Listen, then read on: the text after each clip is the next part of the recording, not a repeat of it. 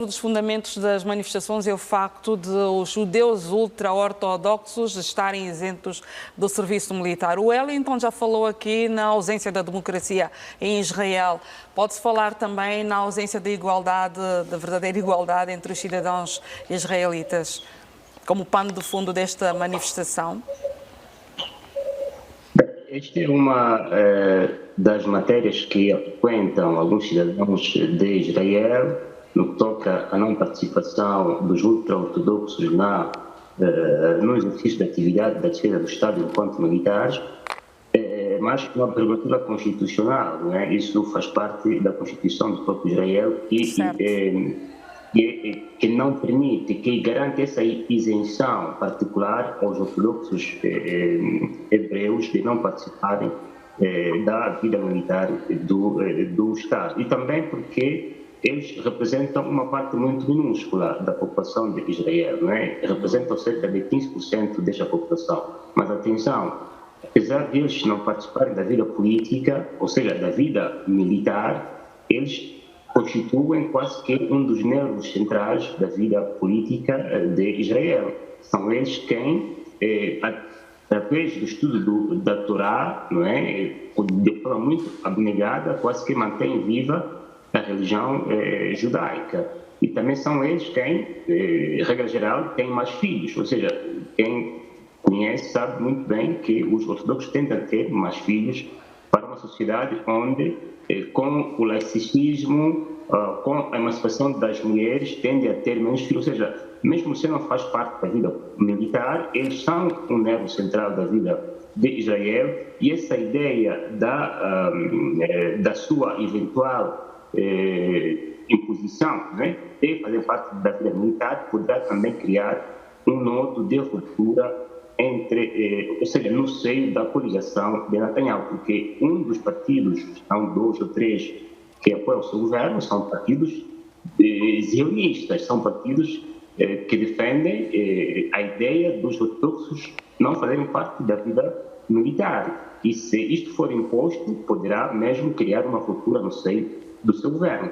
Daí que esta ideia não vem dos movimentos de direita de Israel. É uma ideia lançada eventualmente por movimentos do centro-esquerda ou de esquerda de Israel, não é? Que no Parlamento, no Knesset, são uma minoria, não têm a maioria para poderem alterar a Constituição ou a lei que dá a garantia ou a isenção dos ultra-ortodoxos de fazerem parte da carreira militar. E também os próprios ortodoxos não são a favor de fazer parte da vida militar, porque na sua concepção, e de acordo com a religião judaica, não pode haver guerra, não é?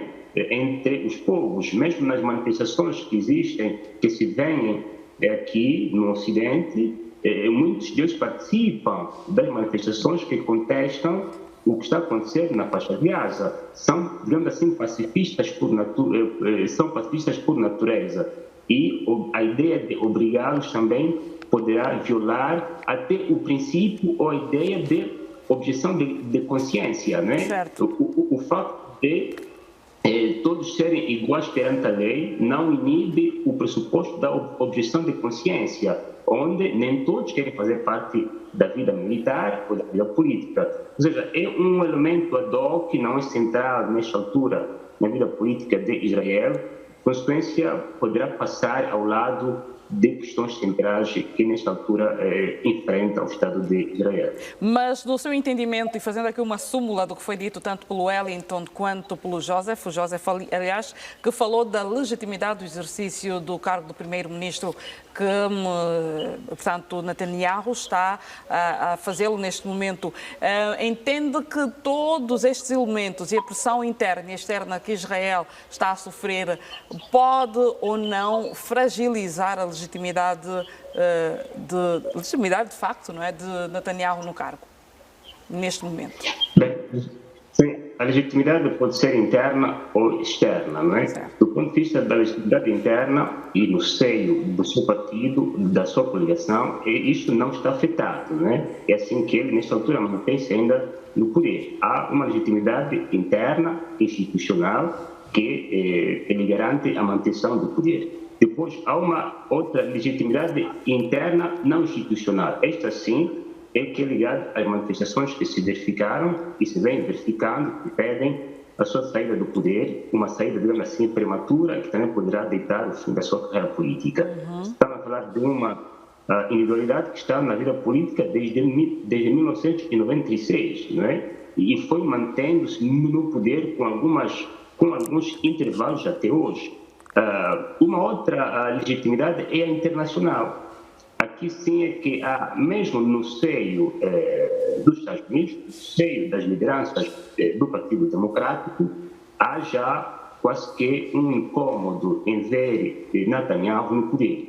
No passado dia 15 de março, o presidente, o líder da maioria dos democratas no Senado, fez um discurso onde pediu claramente o afastamento ou a realização de eleições antecipadas em Israel, porque, no seu entendimento, a ação deste governo estaria a colocar em risco os interesses do Estado de Israel, colocando como condição que os elementos, na ausência dessas eleições antecipadas, então, os elementos de ultradireita, ultraconservadores deste governo tinham que abandonar este governo. Ou seja, há aqui uma contestação também internacional ao seu governo, sobretudo das lideranças do Partido Democrático e não do Partido Republicano nos Estados Unidos, que pedem que ele se afaste do poder. Mas os Estados são soberanos, a democracia tem regras, o governo deve durar 5 anos, mas também a população tem o direito de se manifestar para pedir que o seu governo se afaste do poder.